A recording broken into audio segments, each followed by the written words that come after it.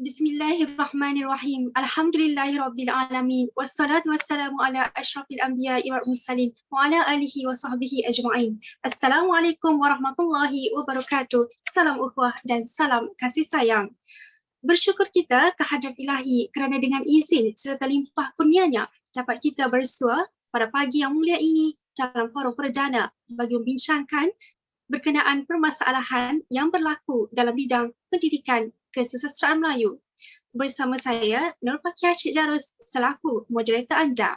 Hadirin yang dirahmati Allah sekalian, sebelum saya memperkenalkan ahli-ahli panel kita pada pagi ini, kita sedia maklum bahawa dalam kalangan murid tingkatan 4 dan tingkatan 5 yang mengambil subjek kesusastraan Melayu komunikatif sebagai elektif tidak menggemari atau kurang menggemari sastra berbanding subjek-subjek lain. Walhal, kesusastraan Melayu merupakan satu cabang ilmu yang berupaya untuk membantu dalam menjana pembentukan modal insan dalam diri masyarakat, khususnya generasi perintis yang bakal menentukan baik buruk masa depan sesebuah bangsa dan negara. Justru, masalah ini perlu dilihat dalam skop yang lebih besar jika ianya ingin diselesaikan. Persoalannya di sini, apakah faktor yang menjadi penyebab para murid kurang meminatinya dan usaha dalam mengatasi permasalahan ini? Sebelum kita mengupas tajuk ini dengan lebih mendalam, terlebih dahulu izinkan saya memperkenalkan 4 orang ahli panel kita pada pagi yang berbahagia ini. Panel-panel kita pada hari ini bukan calang-calang orang kerana mereka cukup hebat dalam bidang pendidikan kesusastraan Melayu. Baiklah, di sebelah kiri saya, panel pertama yang anggun dan manis bertudung kelabu, Saudari Nur Syafiqah Abu Kasim. Apa khabar saudari? Waalaikumsalam, khabar baik. Terima kasih saudari moderator. Selamat datang kami ucapkan kepada Saudari Syafiqah. Seterusnya, ahli panel kita yang kedua, pemalu orangnya tapi bijak berkata-kata, Saudari Siti Nur Amira Abdul Jalil. Selamat datang juga buat saudari. Terima kasih saudari moderator. Panel ketiga pula, segak bergaya orangnya, satu-satunya si kumbang pada pagi ini. Selamat datang kami ucapkan kepada Saudara Abdul Hadi Abdul Rashid. Terima kasih menjemput saya. Dan panel yang terakhir, sungguh ayu orangnya. Saya perkenalkan Saudari Siti Nur Aziah Zulkifli. Selamat datang saudari. Terima kasih moderator. Sebelum saya menyimpang dengan lebih jauh, soalan saya pada panel pertama, mengapakah timbulnya permasalahan ini kepada murid sehingga meninggalkan kesan kepada markah peperiksaan mereka, sekaligus ada di antara mereka melihat bahawa sastra ini tidak penting dan membosankan. Adakah disebabkan oleh faktor pengajaran atau sebaliknya? Silakan panel pertama. Baiklah, terima kasih saudari moderator. Okey, berdasarkan soalan yang telah dinyatakan sebentar tadi lebih khusus kepada masalah perancangan pengajaran dalam pendidikan kesusastraan Melayu ini.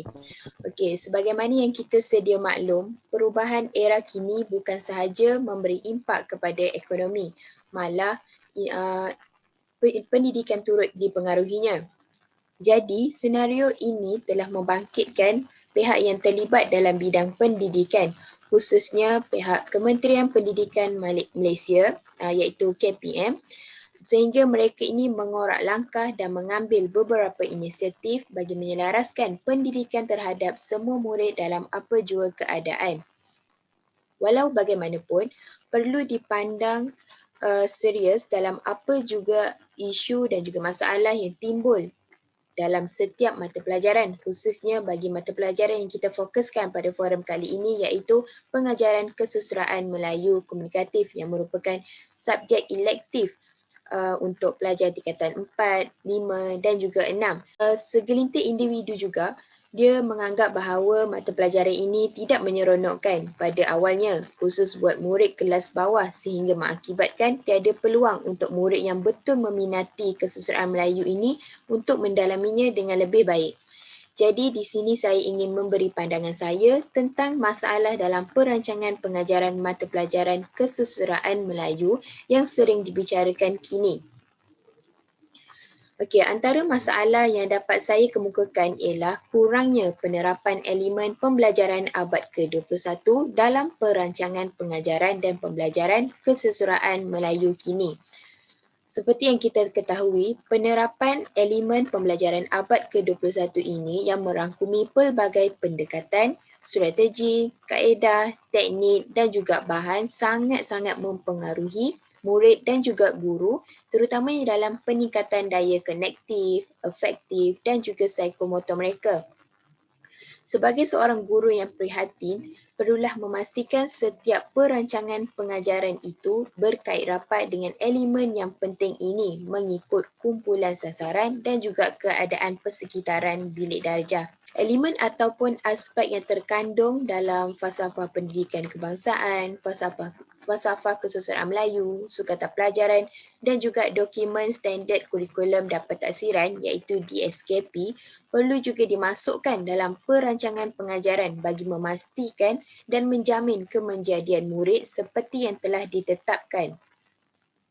Justru itu, jelas sekali memaparkan apabila perancangan pengajaran tidak menyelitkan unsur-unsur keseronokan ataupun unsur-unsur yang seperti saya katakan tadi, elemen pembelajaran abad ke-21 yang mana boleh menguji daya pemikiran murid dalam mendalami ilmu kesesuraan ini, kemungkinan sukar untuk mereka lebih memahami, mentafsir dan juga mempraktikkan apa isi pembelajaran kesesuraan Melayu yang disampaikan oleh guru-guru.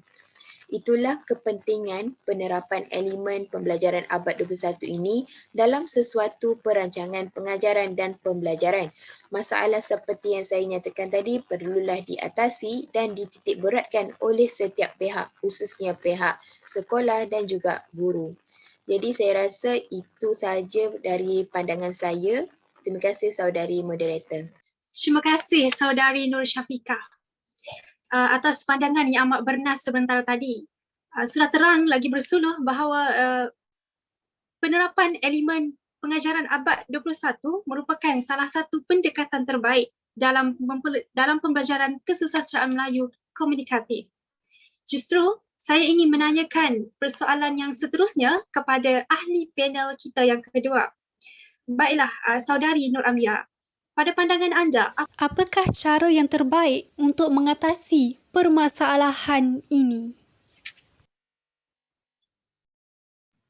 Terima kasih saudari moderator. Berdasarkan soalan yang diajukan, salah satu cara untuk mengatasi masalah tersebut ialah guru sastra perlu lebih kreatif dalam pengajaran. Pada pandangan saya, guru sastra perlu mengubah corak pengajaran yang memfokuskan kepada kaedah pengajaran secara konvensional kepada kaedah pengajaran yang lebih kreatif, iaitu dengan menerapkan elemen-elemen pembelajaran abad ke-21. Menerusi pembelajaran abad ke-21 ini, pengajaran secara kuliah ataupun syarahan yang mana guru hanya membaca dan bercerita berpandukan buku teks semata-mata akan berubah kepada pengajaran yang lebih menarik. Hal ini demikian kerana pembelajaran abad ke-21 akan membantu guru untuk meningkatkan kefahaman, pelibatan dan juga penghayatan murid terhadap nilai-nilai estetika yang terdapat dalam sesebuah topik pembelajaran itu dengan lebih berkesan. Salah satu kaedah yang diterapkan menerusi pembelajaran abad ke-21 ini ialah kaedah pembelajaran kooperatif. Kaedah ini akan mendedahkan murid untuk belajar dengan secara pembelajaran berpusatkan murid, yang mana murid-murid akan bergerak secara aktif dalam bilik darjah kerana mereka perlu bergerak ke satu kumpulan yang lain untuk membincangkan tugasan yang diberikan oleh guru. Dan di sini, guru hanya bertindak sebagai facilitator ataupun pemudah cara sahaja. Selain itu, penerapan pembelajaran abad ke-21 ini juga iaitu menerusi pembelajaran kooperatif sangat penting kerana ianya dapat meningkatkan tahap interaksi sosial murid-murid. Menurut kajian yang dijalankan oleh Nurul Haidar pada tahun 2012, beliau menjelaskan bahawa penggunaan kaedah kooperatif ini menekankan ketiga domain yang mana jika dilihat dari aspek domain kognitif, ianya membantu murid untuk memahami isi pelajaran dengan lebih baik. Manakala dari segi domain afektif pula, kaedah kooperatif ini membantu membimbing murid untuk saling menghormati antara satu sama lain. Dan seterusnya dari aspek domain psikomotor, kaedah berkumpulan ini melatih murid untuk bekerjasama dengan rakan-rakan sekelas. Jadi jelaslah di sini bahawa menerusi penerapan pembelajaran abad ke-21 sebagai elemen kreatif dalam pengajaran guru sangat membantu dalam meningkatkan keberkesanan pengajaran guru sastra. Berikut adalah pandangan daripada pihak saya. Terima kasih. Baik, terima kasih Saudari Nur Almira. Seperti yang kita sedia maklum, seperti yang diutarakan oleh saudari panel kita yang kedua sebentar tadi, bahawa para guru perlu mengurangkan penggunaan kaedah syarahan yang lebih orang kata yang dikatakan lebih tradisional dan juga dengan memberi saudari Amira memberi cadangan bahawa para guru seharusnya menggunakan kaedah yang baru, iaitu mempelbagaikan penggunaan kaedah pembelajaran abad ke-21 yang lebih relevan dan menarik serta sesuai dengan situasi ataupun zaman ketika ini. Okey, selanjutnya kita beralih pula kepada panel yang ketiga. Soalannya, bagaimanakah teknik yang dilaksanakan oleh guru dapat memberikan penghayatan dan kefahaman sastra serta penerapan nilai murni terhadap para murid? Silakan panel yang ketiga. Baik, terima kasih Tuan Moderator. Saya sebenarnya memang tertarik dengan pandangan yang telah dikemukakan oleh Saudari Amira sebentar tadi. Ya, memang benar, teknik dan juga kaedah yang bersesuaian memainkan peranan yang amat besar dalam memastikan proses PDPC kesusastraan itu dapat disampaikan dengan kefahaman dan juga penghayatan yang optimum. Seperti yang kita sedia maklum, isu yang sering dibangkitkan dalam pembelajaran kesusastraan Melayu sama ada dari segi KMK ataupun Komsas adalah pembelajaran di sekolah kebanyakannya masih lagi bersifat tradisional dan konvensional dan berpaksikan pada guru semata-mata. Ini menyebabkan pembelajaran kesusastraan ini menjadi bosan dan juga kualiti dari segi kefahaman serta penghayatan terhadap bahan sastra itu adalah kurang. Bagi mengatasi masalah ini, teknik dan juga kaedah yang sesuai perlu dipilih dan dilaksanakan dengan teliti oleh guru. Pada pendapat saya pula, kaedah pengajaran yang sesuai, yang paling sesuai adalah melalui kaedah kooperatif seperti yang telah dikatakan oleh Saudari Amira sebentar tadi. Kerana melalui kaedah ini, ianya akan lebih tertumpu kepada penglibatan aktif murid dalam proses PDPC. Sebagai contoh, salah satu teknik yang berada di bawah kaedah kooperatif adalah teknik jigsaw. Murid dibahagikan kepada beberapa kumpulan, guru akan memberikan topik dan juga subtopik seperti nilai dan juga pengajaran yang terdapat dalam cerpen ataupun novel. Murid akan berbincang dalam kumpulan pakar sesuatu subtopik dan mereka akan kembali ke kumpulan asal untuk memberi laporan apa yang diperoleh melalui kumpulan lain. Dapat dilihat, jika kaedah ini dilaksanakan, ia dapat meningkatkan 3 domain utama seperti yang telah disebutkan sebentar tadi, iaitu kognitif melalui pemahaman sesuatu subtopik dengan lebih mendalam, dan dari segi domain efektif pula melalui interaksi sosial yang berlaku dalam kumpulan, dan psikomotor adalah melalui pergerakan aktif yang berlaku di dalam kelas.